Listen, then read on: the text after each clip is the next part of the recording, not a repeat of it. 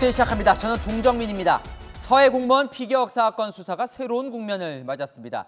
검찰이 서욱 당시 국방부 장관에 대해 구속영장을 청구했습니다. 고 이대준 씨가 사망한 지 6시간 만에 군사 기밀을 삭제하도록 지시했다는 혐의인데요. 이 검찰은 월북 정황과 배치되는 기밀은 삭제한 것으로 보고 있습니다. 이른바 윗선 수사 막이 오른 건데요. 서욱 전 장관이 구속될 경우 이 비슷한 삭제를 지시한 혐의를 받는 박지원 전 국정원장, 당시 서훈 노영민 청와대 실장 등 윗선 수사는 탄력을 받을 것으로 보입니다. 이은우 기자 보도 보시고 바로 아는 기자로 이어가겠습니다. 서울중앙지검이 서욱 전 국방부 장관과 김홍희 전 해양경찰청장에 대해 직권남용 등의 혐의로 사전 구속영장을 청구한 건 오늘 정오 무렵. 지난 6월 서해 공무원 피격 사건 수사에 착수한 지 4개월 만으로 검찰이 이 사건과 관련해 처음으로 윗선에 대한 신병 확보 시도에 나선 겁니다. 서 전 장관은 지난 2020년 9월 해양수산부 공무원 이대준 씨가 실종됐을 당시 잦은 월북 가능성을 언급한 인물. 여러 가지 정황을 고려해 볼 때 수준이 꽤 높은 첩보를 종합해서 그런 거 아닌가. 서 전 장관은 이런 판단과 배치되는 정보가 담긴 군사기밀을 군사통합정보처리체계 밈스에서 삭제하라고 지시했다는 혐의를 받고 있습니다. 감사원은 이씨 피살 직후 서 전 장관의 지시에 따라 밈스에서 첩보 보고서 60건이 삭제됐다는 감사 결과를 최근 발표하기도 했습니다. 당시 수사 책임자였던 김홍희 전 해경청장은 증거를 은폐하거나 확인되지 않은 증거를 사용해 자진월북이라는 수사 결과를 냈다는 의혹을 받습니다. 김 전 청장이 자진월북과 배치되는 증거를 보고받자 난 안 본 걸로 할게라고 말했다는 진술도 감사원 조사 과정에서 확보됐습니다. 이들에 대한 구속심사는 이번 주말쯤 열릴 예정입니다.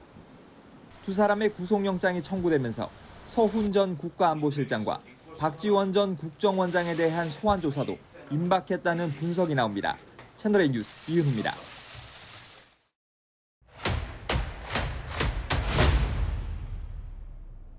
아는 기자, 사회부 박건영 기자 나왔습니다. 박 기자, 이 건으로 장관 구속영장이 청구된 건 처음인데요.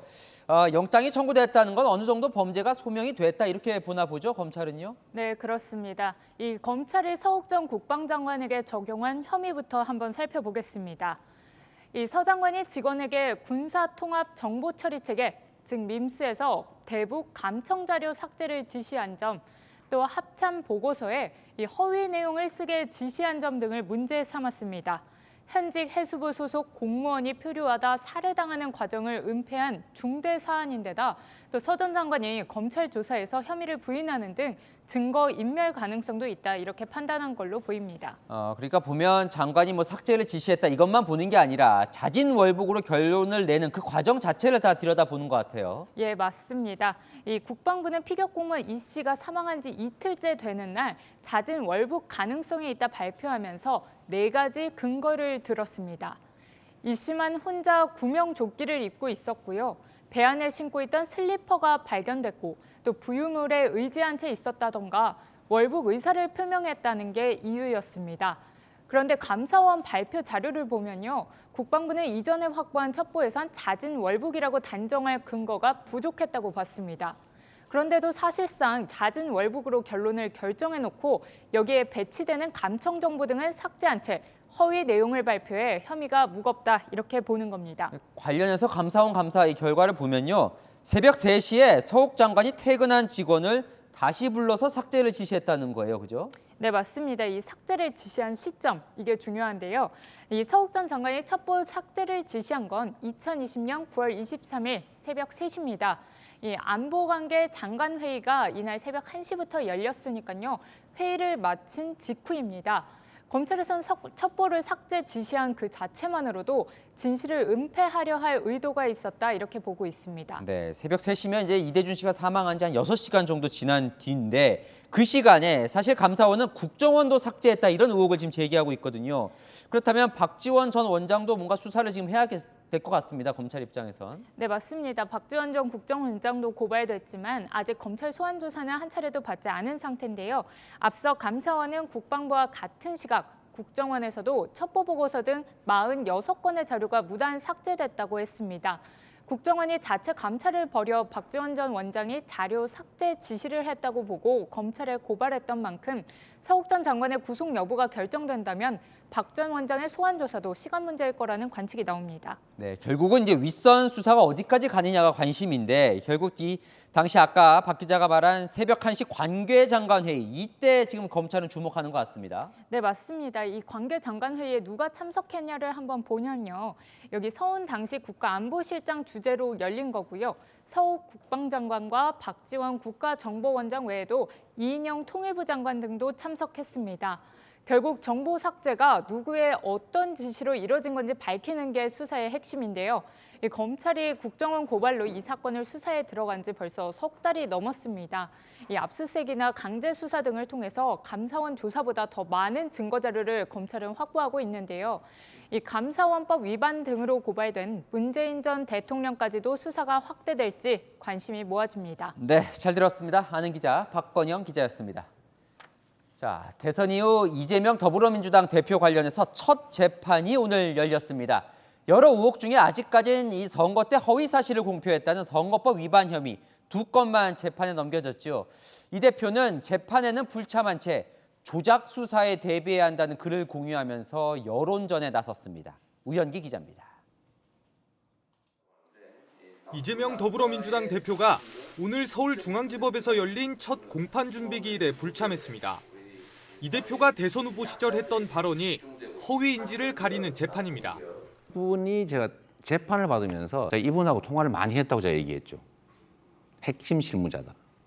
이분하고 내가 통화를 많이 했다.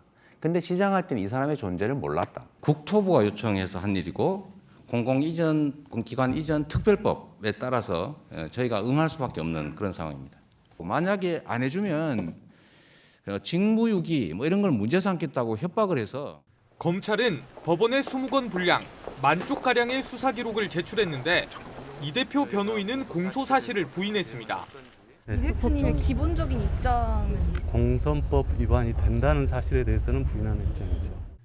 이 대표는 재판에 앞서 SNS에 이재명 조작 수사에 대비해야 하는 이유라는 제목의 글을 공유했습니다. 이 대표 공개 지지를 선언한 매체의 글로 과거의 제3자 뇌물 사건이 아니라고 진술한 사람들이 윤석열 정부 들어 맞다고 진술했다며 검찰의 조작 수사를 막는 게 민주당의 역할이라고 적혀 있습니다. 이 대표는 글을 올린 이유에 대해서는 설명하지 않았습니다. 대표님 오늘 그 SNS에 조작 수사 대비해야 된다는 그런 걸 공유하셨던데요. 그 글 공유하신 배경이 좀 있을까요, 대표님? 차 1층에 있어요? 국민의힘은 숨기려 했던 거짓이 밝혀질 진실의 시간이 다가오고 있다며 이 대표를 압박했습니다. 채널A 뉴스 우현기입니다. 이 와중에 민주당은 이재명 대표의 대선 이후 방산 주식 보유를 두고 내부 계파 갈등이 고개를 들고 있습니다. 친문 인사 중심으로 부적절했다는 비판이 이어지는 가운데 내부 총질이라는 친명계의 엄호도 본격화됐습니다. 윤수민 기자입니다. 친문 인사 중심으로 이재명 대표의 방산 주식 매입을 공개 비판하는 목소리가 이어지고 있습니다. 적어도 국회의원 출마를 하고 당선이 되고 국방이 가기 전에 그 정도는 좀 챙기고 정리했어야 되는 거 아니냐. 특정 계파에 속하지 않는 신현영 민주당 의원도 이재명 대표가 오해를 할 만한 주식을 소유하고 있었던 것은 부적절했다고 지적했습니다. 당 일각에서는 이 대표가 직접 사과해야 한다는 지적도 나옵니다. 친명계는 주식 보유까지 비판하는 것은 과하다며 내부 총질을 멈추라고 반박했습니다. 이때 총구를 외부를 향해야지 혹시라도 이 총알 한두 개가 내부를 향하게 되면 이건 굉장히 치명적인 게 되는 것이거든요. 그걸 저는 소위 말해서 갈치정치라고 이야기를 합니다. 이 대표를 비판하는 사람을 동족을 잡아먹기도 하는 갈치에 비유한 겁니다. 이 대표 강성 지지층인 개딸들은 공개 비판을 한 전재수 의원을 겨냥해 전화와 문자 폭탄을 날리기도 했습니다. 이 대표는 주식 보유 논란에 말을 아꼈습니다. 당 내부에서 주식 보유 관련해서 계속 비판 나오는데요. 방산주 보유 논란을 계기로 수면 아래로 내려갔던 계파 갈등이 재점화될 수 있다는 관측이 나옵니다. 채널A 뉴스 윤수민입니다. 오늘 국회 법사위는 주요 검찰청에 대한 국정감사를 진행했습니다. 이 검찰 수사 진행되는 게 워낙 많지요. 이재명 민주당 대표, 문재인 정부 관련 수사, 김건희 여사 관련 의혹까지 모두 도마에 올랐습니다. 최수연 기자입니다. 국민의힘은 쌍방울 그룹 대북 송금 의혹과 성남FC 후원금 의혹에 대한 검찰의 철저한 수사를 촉구하며 이재명 민주당 대표를 정조준했습니다. 이종혁 등 북한의 인사들이 왔을 때 이재명 경기도지사도 이분들과 수행하면서 같이 다니면서 극진하게 예우를 했다고 합니다. 성남FC 사건 같은 경우도 지금 9월 30일에 지금 그 부산건설의 50억 그 뇌물수수와 관련해서 이재명 당대표와 정진상 실장이 좀 공범으로 기재가 돼 있습니다. 서해 공무원 피격 사건 수사와 관련해서는 문재인 전 대통령도 수사 대상에 포함시켜야 한다고 주장했습니다. 자, 서해 공무원 피살 사건에 대해서 중앙감사장은 이 사건을 어떤 사건으로 인식합니까? 피격이 되고 소각이 되고 그 이후에 관계 국가기관이 월북으로 단정한 사건입니다. 사람이 먼저라는 문재인 정부에서 이건 북한이 먼저였습니다. 민주당은 친정권 검찰의 정치 기획이라고 맞섰습니다. 합참정보본부에서 별 의미가 없다고 생각해서 청와대의 보고서에 집어넣지 않은 내용으로 저는 들어서 알고 있습니다. 그런데 이걸 하나를 가지고 지금 사건을 완전히 뒤집어서 아니면 월북몰이로 검찰 조직이 많이 상처를 입고 망가진 것처럼 본인이 확신을 하고 있어요. 지금은 친정권 검사가 있어요, 없어요? 김건희 여사의 도이치모터스 주가 조작 의혹을 언급하며 수사 형평성 문제도 제기했습니다. 우리 검찰총장 출신의 대통령 부인이라 검찰에서 수사하는 것에 대한 여러 가지 좀 불신이나 이런 것도 좀 국민적으로 좀 의혹이 있습니다. 앞서 오전 감사에서는 기동민 민주당 의원이 북한 김정은 국무위원장을 최고 존엄이라고 말한 걸 두고 기 의원과 조정훈 시대전환 의원이 공방을 벌여 국감이 중단되기도 했습니다. TLA 뉴스 최수연입니다. 지난 6월 권양숙 여사를 만난 뒤 김건희 여사는 국내에서는 대통령과 동행하는 일정 외에 별도 공개 일정을 하지 않았습니다. 오늘 넉 달 만에 공개 단독 행보에 나서며 앞으로 이런 일정을 더 늘릴 것으로 알려졌습니다. 송찬욱 기자입니다. 윤석열 대통령 부인 김건희 여사가 대한적십자사 바자 행사에 참석했습니다. 적십자사는 명예회장인 대통령의 부인을 매년 바자 행사에 초대해 왔는데 김 여사도 그 관례에 따라 참여한 겁니다. 안녕하세요. 너무 멋지시네요.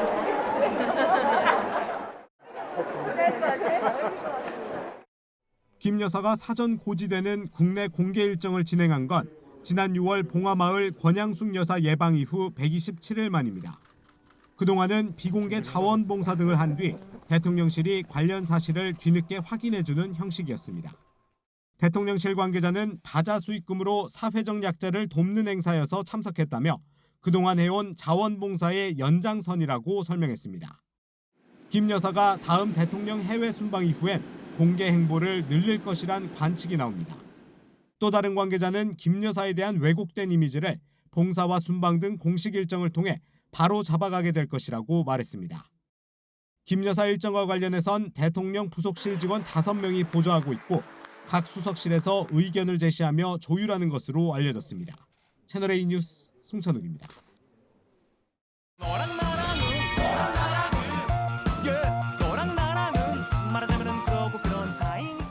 여랑야랑 정치부 김민지 기자와 함께합니다. 첫 번째 주제 보겠습니다. 자, 피켓이 보이는데요.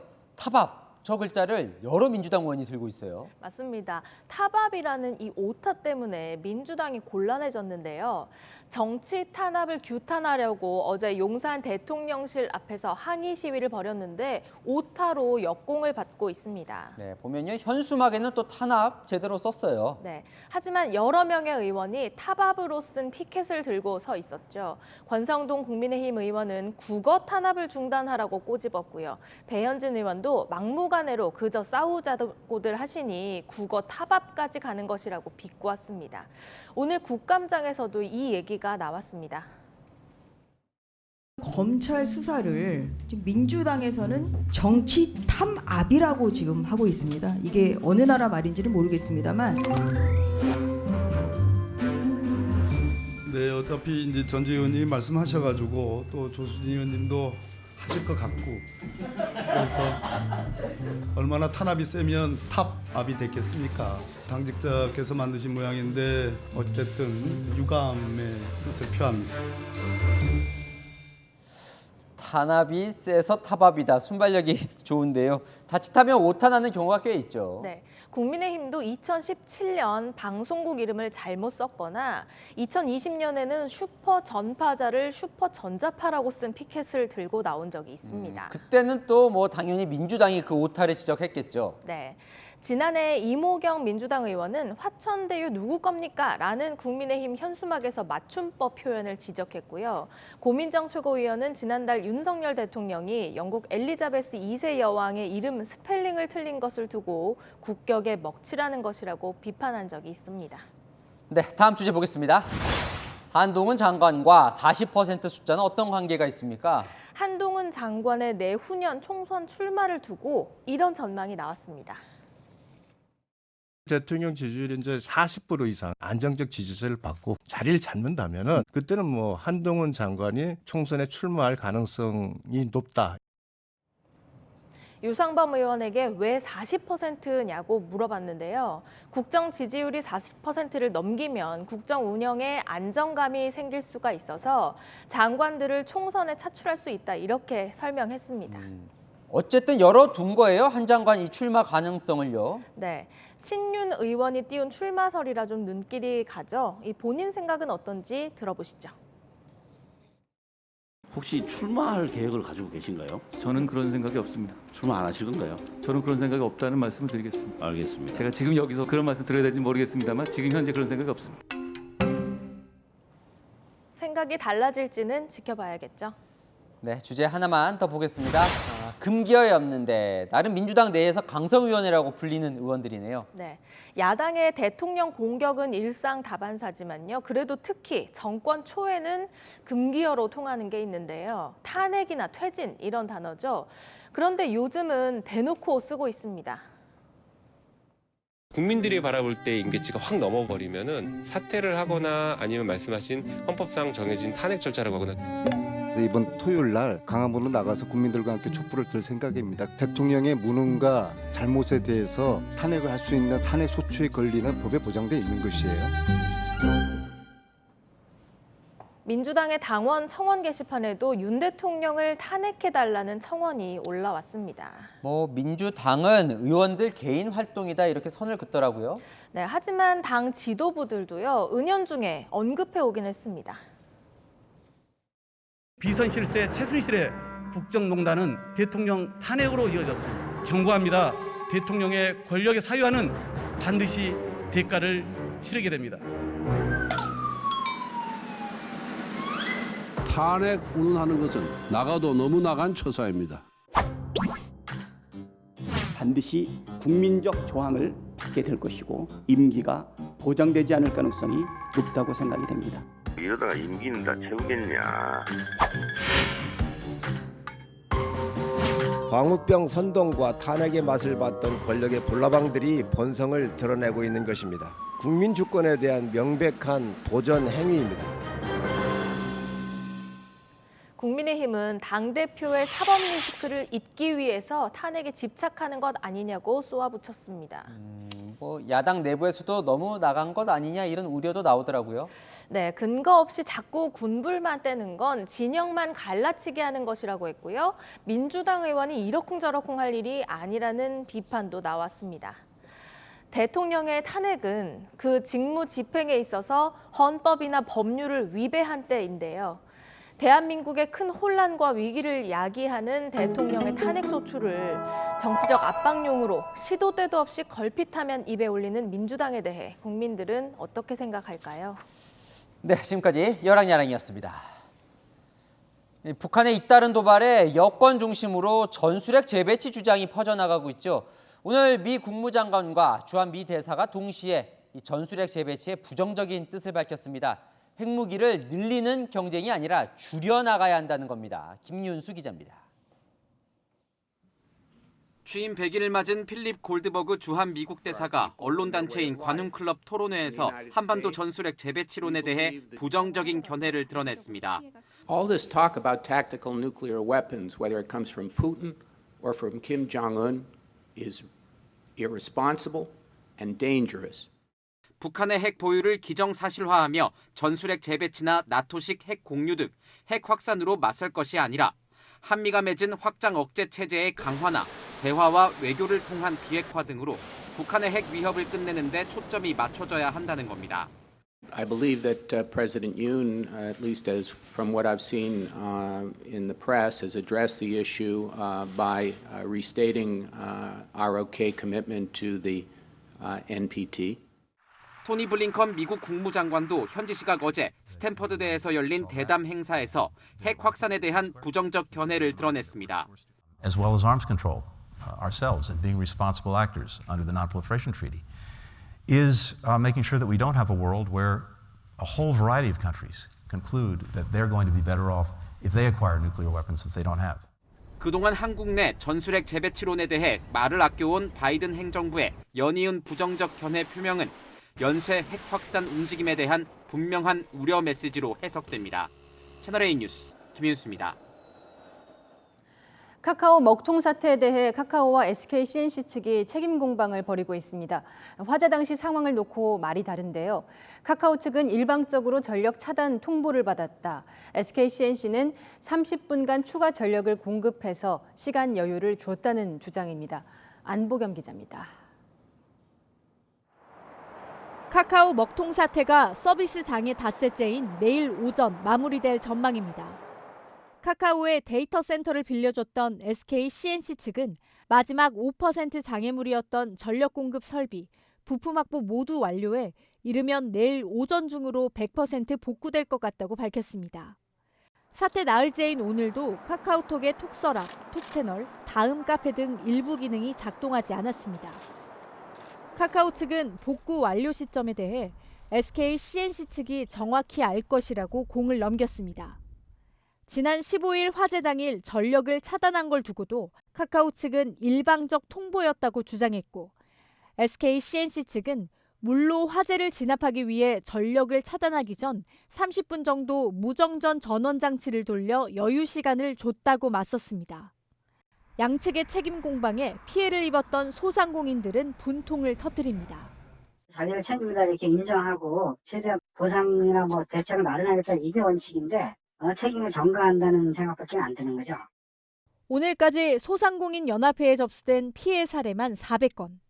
그 디자인을 고객이랑 함께 사진을 보면서 이제 주문을 진행을 해야 되는데 카카오톡 창이 닫혀버리니까 주문이 안 되는 거예요. 사과라도 좀 제대로 하는 게 맞지 않나. 피해자 소송도 이어질 걸로 보입니다. 화재 같은 걸 대비해서 이중화 조치를 한다거나 그런 조치를 안 한 것 자체가 과실이라고 보고요. 카카오와 SK C&C의 미묘한 입장차는 향후 보상을 놓고 양측이 사전에 책임을 제한하려는 것이란 해석이 나옵니다. 채널A 뉴스 안보겸입니다. 이번 사고를 계기로 온라인 플랫폼 사업자의 의무를 구체적으로 규정하는 온라인 플랫폼 공정화법, 일명 온플법이 다시 추진되고 있습니다. 대통령실도 디지털 재난이 안보 위협으로 번져서는 안 된다며 정부 차원에서 대비 태세를 점검했습니다. 정한희 기자입니다. 더불어민주당이 윤석열 정부의 자율규제 기조하에 중단된 온라인 플랫폼 공정화법, 이른바 온플법 입법에 나서기로 했습니다.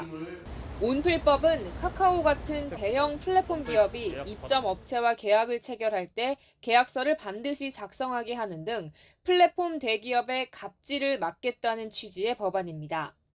적절한 제도적 규제가 가지 않으면 온라인 플랫폼을 이용하는 이용자나 영업자들이나 이런 사람들에게 상당한 혼란을 줄 수가 있기 때문에 국민의힘도 규제를 최소화하는 선에서 법안이 필요하다는 입장입니다.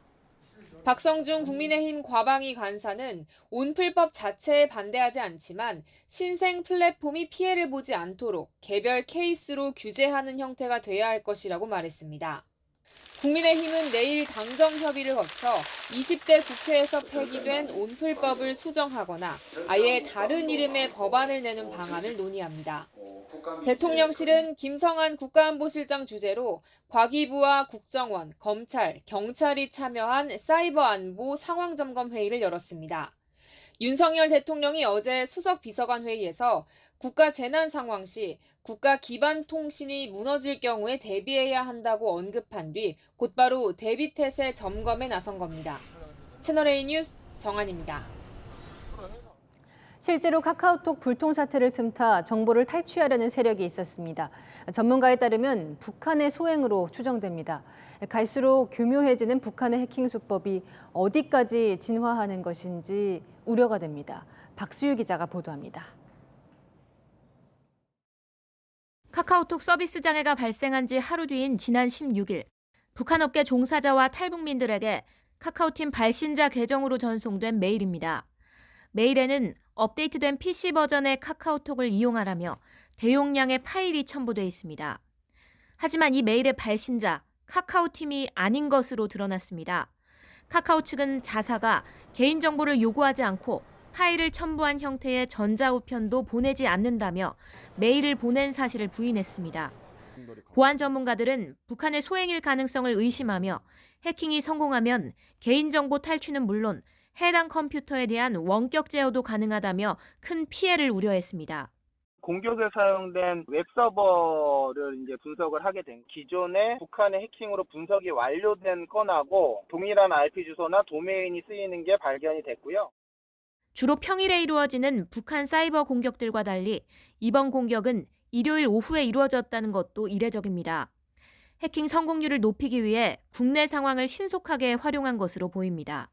악성 파일을 분석하는 새벽 시간대에 만들어진 걸로 보여지는 일부 흔적들이 좀 발견이 됐어요. 특별한 지시가 있었거나 지령을 받고 작전이 진행이 된 게 아닌가라고 좀 생각을 하고 있고요. 정부는 전국에 긴급 재난 문자를 발송해 카카오톡 설치 파일로 위장한 해킹 메일과 스미싱 유포에 주의할 것을 당부했습니다. 채널A 뉴스 박수유입니다. 민주당 이정근 전 사무부총장 각종 청탁 대가로 10억 원을 받은 혐의로 구속이 돼 있죠. 저희 채널A가 그 인사청탁을 뒷받침할 만한 블랙박스 영상과 음성을 확보했는데요. 인사청탁을 한 공기업 간부와 이 전 부총장에게 청탁을 주선해준 사업가 사이로 추정되는 통화 내용이 담겨 있습니다. 이 총리실까지 거론하며 청탁이 이뤄질 것처럼 말하는데 이 당사자들은 일단 부인하고 있습니다. 구자준 기자의 단독 보도입니다. 도로를 달리는 차량의 블랙박스 영상입니다. 탑승자가 누군가와 통화하는 목소리가 들립니다. 여기 총리실 얘기하는 거야.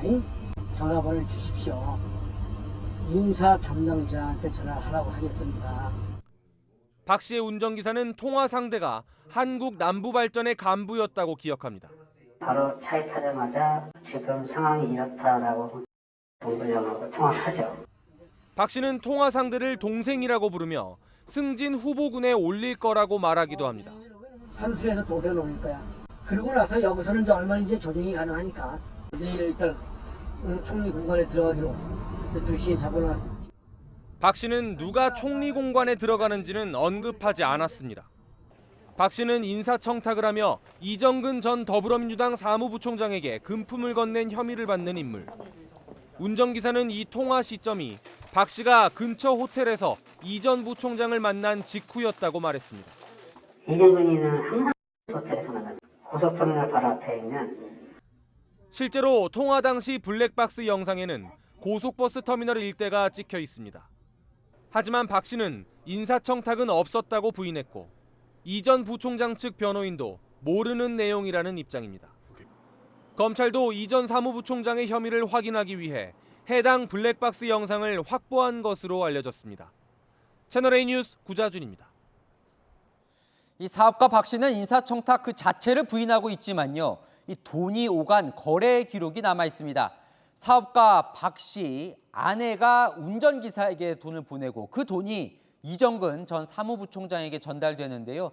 검찰은 이 돈을 인사청탁을 한 이 공기업 간부의 대가로 의심하고 있습니다. 사공성근 기자입니다. 사업가 박모 씨가 차명 거래한 걸로 지목된 운전기사의 은행 계좌 거래 기록입니다. 2020년 5월 한국남부발전 간부가 3,500만 원을, 2달 뒤 다른 간부가 같은 액수를 이 계좌로 입금했습니다. 2020년 11월 박 씨의 인사청탁 정황이 담긴 블랙박스 음성이 녹음됐는데 이로부터 4개월에서 6개월 전입니다. 이 계좌에는 사업가 박 씨의 아내가 돈을 보낸 기록도 적지 않습니다. 그런데 박 씨 아내 명의로 돈이 들어오면 2분 만에 비슷한 액수가 이정근 전 부총장 계좌로 빠져나간 기록도 있습니다. 그 지시를 받고 제가 이제 움직였기 때문에 이런 식으로 운전기사 계좌에서 이 전 부총장에게 전달된 돈은 5차례에 걸쳐 2억 2천만 원에 이릅니다. 하지만 남부발전 간부들의 인사청탁은 돈만 건네지고 실제로 이뤄지지는 않았습니다. 이 전 부총장은 박 씨에게 받은 돈이 빌린 거라는 입장이지만 결국 구속됐습니다. 한 말씀 하고 들어가시죠. 하실 말씀 없으세요? 억울함 잘 밝히겠습니다. 검찰은 내일 중 이 전 부총장을 정치자금법 위반과 알선 수재 등의 혐의로 재판에 넘길 예정입니다. 채널A 뉴스 사공성근입니다. 다음 뉴스입니다. 지난 추석 연휴 부산에서 모녀가 숨지는 사건이 있었습니다. 당초 극단적인 선택 가능성을 놓고 수사를 했지만 강력 사건으로 전환됐습니다.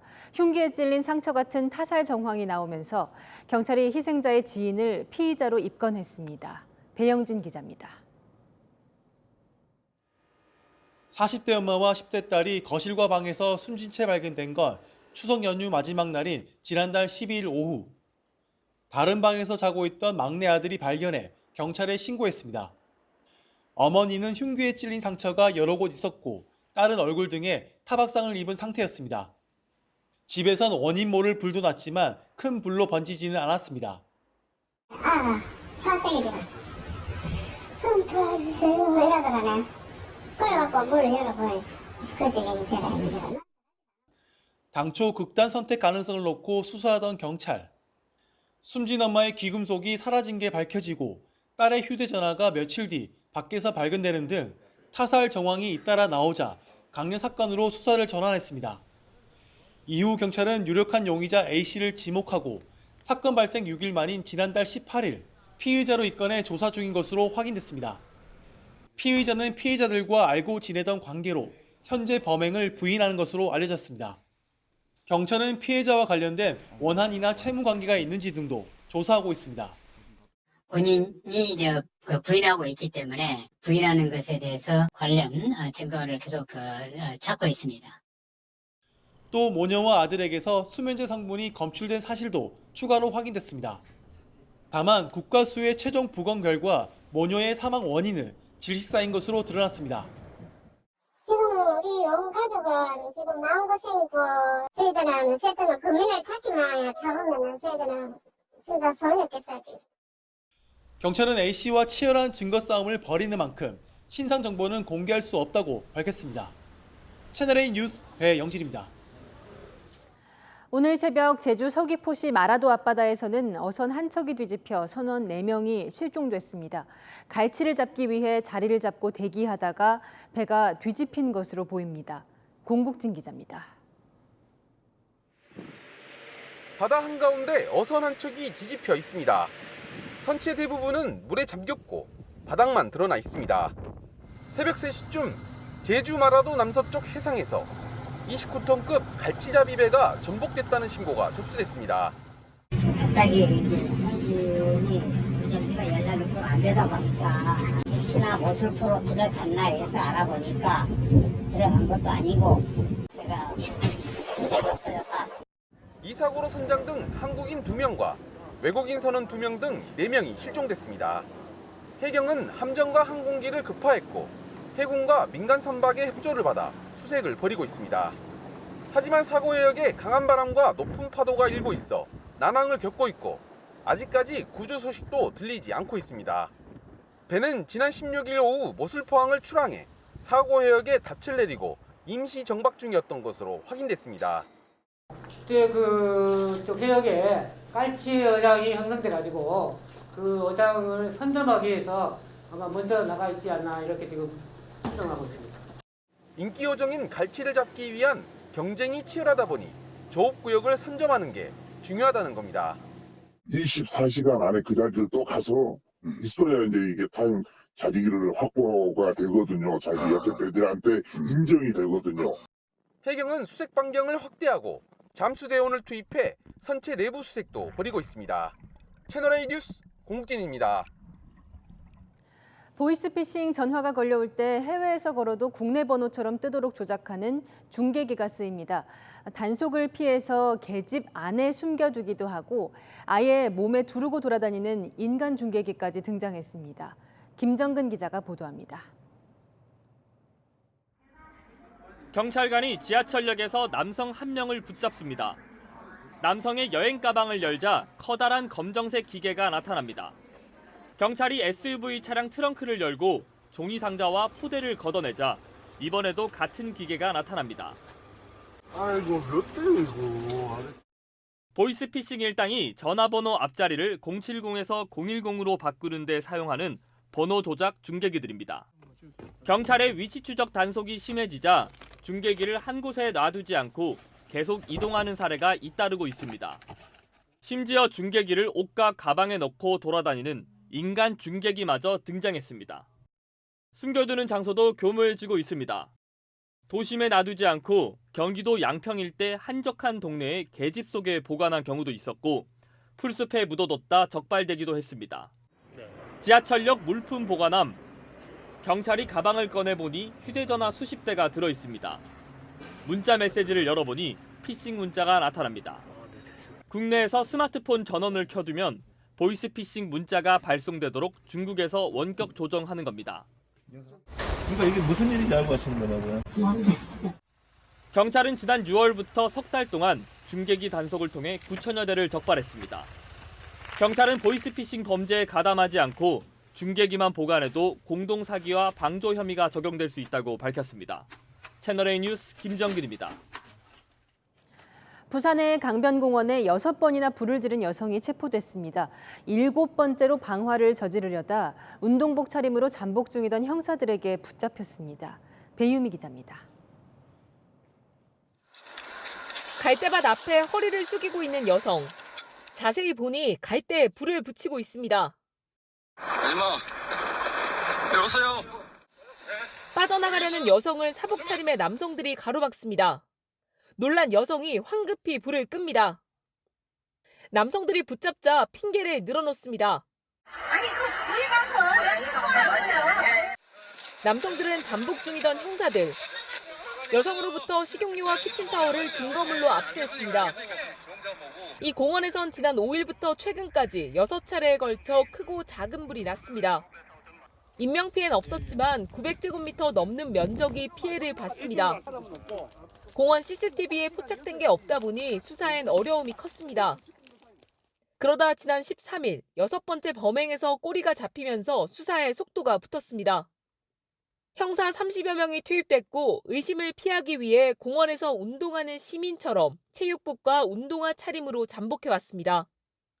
결국 7번째 방화를 하려던 여성을 현행범으로 체포할 수 있었습니다. 여성은 2건만 자신이 저지른 방화라고 시인한 걸로 알려졌습니다. 자풀에 불루치를 했다. 그러니까 그런 동기는 사실 안 되니까. 경찰은 자세한 범행 경위를 조사하는 한편 조만간 구속영장을 신청할 방침입니다. 채널A 뉴스 배유미입니다. 서울의 한 대형 병원 앞에 가면요, 어느 약국 가느냐 묻는 이들이 있습니다. 병원에서 약국까지 승합차로 데려다주는 이른바 약국 셔틀인데요. 약국까지 차 타고 가니 편하다는 분들도 계시지만 약국 호객 행위는 엄연한 불법입니다. 20년째 이어진 논란, 이혜주 기자가 현장 취재했습니다. 대형 종합병원 출입문을 나서자 무전기를 든 남성이 다가옵니다. 약국 안내드릴까요? 어디 가 있는 게 없었어? 저희가 안내를 드리는데 어디 가셨어요? 무전기로 호출하자 승합차가 줄줄이 달려옵니다. 받으시면 어느 곳에 드릴까요? 청로, 잠실, 공로. 약국명이 적힌 명함을 건네주더니 승합차에 태웁니다. 저희 약국은 1분 정도 걸려요. 처음 오시는 분들은 얼떨떨해가지고 이게 뭐 하는 건지 안심하고 그냥 타시면 돼요. 걸어서 15분가량 떨어진 거리에 있는 약국 23곳이 운행하는 승합차로 하루 50여 대가 약국과 병원을 오갑니다. 약국들끼리 순번을 정해 처음 오는 손님들을 배정합니다. 이게 약국이 어디 쪽에 있어요? 병원에 가보려 있어요. 순번을 쓰는데요. 차에 타면 전화를 걸어 아예 약을 지어주기도 합니다. 하지만 약국의 호객행위는 약사법 위반입니다. 지난 5월 대법원은 약국들이 도우미를 두고 호객행위를 하는 것은 환자의 약국 선택권을 침해해 위법하다고 판단했습니다. 대형 약국들이 자본력을 바탕으로 호객행위를 하다 보니 작은 약국들은 살아남기 힘듭니다. 안 하면은 망하는 약국이 반 이상은 생기기 때문에 벌금 내고 사는 거예요. 또 영향이 당연히 오르겠죠. 사람들이 더 편리하게 해주니까 편리하게 해주니까 더 하겠죠. 지자체 보건소에 단속 권한이 있지만 벌금 50만 원 안팎에 그치면서 약국 셔틀은 2000년 의약 분업 이후 계속 달리고 있습니다. 채널A 뉴스 이혜주입니다. 비피더스나 가나초코 우유로 유명한 유제품 업체 푸르밀 직원들은 어제 그야말로 날벼락 같은 메일을 받았습니다. 다음 달 사업을 정리한다면서 전 직원에게 해고 통보를 한 겁니다. 김승희 기자입니다. 유제품 전문기업 푸르밀이 어제 오후 전 직원에게 발송한 이메일입니다. 제목은 사업 종료 및 정리 해고 공고, 4년 이상 매출 감소와 적자가 계속돼 사업을 종료하고 350여 명의 전 직원을 정리 해고하겠다는 내용이었습니다. 푸르밀은 다음 달 25일 전주 대구 공장에서의 마지막 생산을 끝으로 영업을 마치게 되는데요. 갑작스러운 소식에 직원들은 당혹감을 감추지 못했습니다. 일단 황당함과 더불어서 좀 너무 갑작스러우니 단순히 법적으로 50일 이전에 해고 통보만 하면 문제없다라는 논리에서 시작된 이런 좀 인간미 없는 이런 문서 하나, 메일 하나 당장 애들한테 학교 그만두라고 해야 돼요? 이 직원들만의 문제가 아니에요. 협력업체 직원들, 우유를 납품한 직송 농가들, 품을 이송하는 화물차 기사들, 전체 사람들의 가정까지 다 파탄내는 겁니다, 지금. 푸르밀의 영업이익이 적자로 돌아선 건 신준호 회장의 차남인 신동환 대표가 취임한 2018년부터입니다. 그해 15억 원을 시작으로 지난해 123억 원의 영업 손실을 기록하는 등 매해 적자 폭을 키워왔습니다. 지난달에는 LG 생활건강이 인수를 추진했지만 무산됐습니다. 노조에서는 회사가 부당 해고를 하려 한다고 주장하는 상황. 고용노동부는 노조와 사측이 성실하게 협의를 해왔는지 등을 토대로 부당 해고 여부를 판단할 계획이라고 밝혔습니다. 채널A 뉴스 김승희입니다. 러시아 공군이 자랑하는 517억짜리 수호의 전투기가 엔진에 불이 나서 자국당 아파트 위로 추락했습니다. 14명이 숨졌는데요. 자랑이라는 수호의 전투기 연이어 추락하거나 격추되는 굴욕을 당하고 있습니다. 염정원 기자입니다. 저녁 시간 도심을 낮게 비행하는 전투기. 다시 고도를 높이지 못하더니 건물에선 불길이 번쩍하고 검은 연기가 치솟습니다. 현지 시간 어제 러시아 영토인 크라스노다르주 예이스크에서 훈련 중이던 러시아 수호이 34 전투기 엔진에서 화재가 발생해 추락하면서 주민들이 거주하는 20층 아파트를 덮쳤습니다. 불길에 휩싸인 아파트에선 폭발이 계속 이어졌습니다.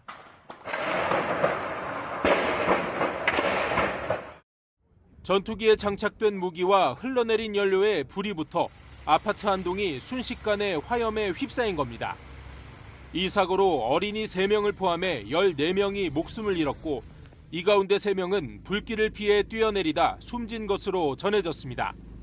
전투기 조종사 2명은 추락 직전 탈출했습니다. 추락한 수호이 34 전투기는 한 대당 517억 원 정도에 달하는 러시아 공군의 최신형 전폭기로 우크라이나 침공 당시 러시아는 120여 대 보유한 것으로 알려졌습니다. 그러나 우크라이나군의 휴대용 대공 미사일에 격추되는 등 15대 이상 잃은 것으로 알려졌습니다. 전쟁이 길어지면서 무기 재고도 빠르게 소진되자 러시아는 이란과 밀착하고 있다는 의혹도 나옵니다.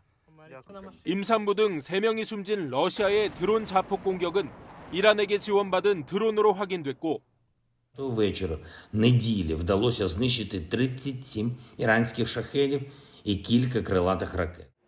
이란과 러시아는 지대지 미사일 공급도 비밀리에 합의한 것으로 알려졌습니다. 채널A 뉴스 염정원입니다. 이 보시는 곳은 영국입니다. 영국 주재 중국 영사관 앞에서 이 반 시진핑 시위를 하던 사람들이 안으로 끌려가서 영사관 직원에게 집단 구타를 당했습니다. 영국 정부는 강한 우려를 표했는데 중국 정부는 영국 정부가 협조해야 한다 맞섰습니다. 베이징 공태현 특파원입니다. 중국 영사관에서 나온 사람들이 하늘이 중국 공산당을 멸한다는 팻말을 걷어차고 왕관을 쓴 시진핑 국가주석이 거울을 보는 풍자 그림을 떼어냅니다. 거친 몸싸움 속에 머리채를 잡힌 홍콩 출신 남성 한 명은 영사관 안으로 끌려 들어갑니다. 영국 경찰과 기자들이 지켜보고 있지만 집단 구타가 이어집니다. 而家你哋政府中國嘅人做啲乜嘢呢？邊個先係暴徒呢？我哋係一個和平示威，點解要打我哋？ 중국 영사관 측은 국가주석 모욕은 용납할 수 없는 행위라고 입장을 밝혔습니다. 시 주석의 사면임을 결정하는 당대회가 열리는 베이징 도심엔 시 주석을 비난하는 현수막이 걸렸고 낙서와 유인물은 상하이와 시안 등으로 확산됐습니다. 주요 도시 봉쇄 등의 영향으로 중국 정부가 목표로 했던 5.5% 성장 달성이 힘들어진 상황에서 3분기 국내 총생산과 월별 산업생산 등 주요 경제지표 발표가 줄줄이 연기됐습니다. 전문가들은 지난 2분기에 이어 3분기도 부진한 성적표를 전망하지만 당국만 반등할 것이라고 낙관합니다. 从我们目前掌握的情况看，三季度经济呢明显回升。 주요 경제지표가 둘은 연기된 부분에 대해 당국은 그 이유를 설명하지 않고 있습니다. 예상보다 낮은 지표가 당대회에 영향을 미칠 것을 우려하고 있는 것 아니냐는 추측이 나옵니다. 베이징에서 채널A 뉴스 공태현입니다. 이란에서 연일 히잡 반대 시위가 이어지고 있는 가운데 여성 운동선수의 행방이 묘연합니다. 서울에서 열린 스포츠 대회에 참여했던 이란 선수인데 경기 중 히잡을 착용하지 않아서 구금을 당했다는 추측이 나옵니다. 김성규 기자의 보도입니다. 지난 일요일 서울에서 열린 스포츠 클라이밍 아시아 선수권 대회 결승전 현장입니다. 이 대회에서 4위를 기록한 이란 대표 엘나즈 레카비 선수. 이란 선수지만 히잡 대신 두건을 두르거나 밴드로 묶어 머리카락을 그대로 드러냈습니다. 최근 이란에서 20대 여성이 히잡 착용 불량을 이유로 체포된 뒤 의문사한 사건을 계기로 반정부 시위가 번지고 있는 가운데 용기 있는 행동으로 화제를 모았는데 레카비 선수의 행방이 묘연합니다. BBC 페르시아는 레카비의 친구들은 그제부터 연락이 닿지 않았다며 한 소식통을 인용해 레카비가 여권과 휴대전화를 빼앗겼다고 전했습니다. 해당 기자는 또 SNS에 레카비가 예정보다 이틀 일찍 귀국했다며 안전이 우려된다고 밝혔습니다. 이란 전문 독립 매체인 이란 와이어도 이란 당국이 레카비가 이란에 도착하는 대로 에빈 감옥에 수감하기로 방침을 정했다며 송환 전 주한 이란 대사관이 레카비를 불러 여권과 휴대전화를 압수했다고 보도했습니다. 주한 이란 대사관은 가짜뉴스라며 강력히 부인했지만 추가 설명 요청에는 응하지 않았습니다. 그럼 오늘 중으로는 답변을 받기 힘든 건가요? 예, 거기에 대해서는 제가 말씀드리기 좀 그래요. 그게 이란 대사관의 방침인 건가요? 저는 대사나 그러시네요. 레카비의 신변을 둘러싸고 진실 공방이 벌어진 가운데 우리 외교부는 유관 부처와 같이 사실관계를 확인하고 있다는 입장을 밝혔습니다. 채널A 뉴스 김성규입니다. 북한산에는 오늘 첫 단풍이 관측됐습니다. 지난해보다 이틀 빠른 기록인데요. 이달 말쯤이면 절정에 이를 것으로 예상됩니다. 오늘 서울은 첫 서리가 관측될 정도로 추웠습니다. 언제까지 춥나 궁금하시죠? 내일 아침 기온은 4도로 오늘보다 1도가량 더 낮겠고요. 목요일 오후부터는 추위가 좀 누그러질 전망입니다. 내일 오전까지 내륙을 중심으로 짙은 안개가 껴 안전운전 하셔야겠고요. 오후부터는 전국에 맑은 하늘이 드러나겠습니다. 서해안과 제주는 강한 바람에 주의하셔야겠습니다. 내일 아침도 두툼한 외투가 필요합니다. 대관령은 영하 4도, 대전은 3도로 출발하겠고요. 한낮에는 서울 17도, 광주는 18도가 예상됩니다. 당분간 비 소식이 없어서 대기는 갈수록 건조해질 텐데요. 불씨 관리에 더욱 신경 써주셔야겠습니다. 날씨였습니다. 성장에 취해 있었다. 초심을 찾겠다. 카카오 김범수 의장이 지난해 국감 때 한 말입니다. 카카오톡은 10년 전 글과 사진을 마음껏 보내는 무료 서비스로 문자 메시지를 사실상 대체했습니다. 그룹 채팅, 무료 보이스톡, 혁신의 연속이었죠. 카카오답다 칭찬 많이 받았습니다. 옛말입니다. 어느새 돈 되는 사업은 다 건드려서 골목 상권 사이에선 카카오 당하다라는 비난에 이번 먹통으로 사회적 책임을 내팽겨치는 카카오스럽다라는 말까지 나옵니다. 마침표 찍겠습니다.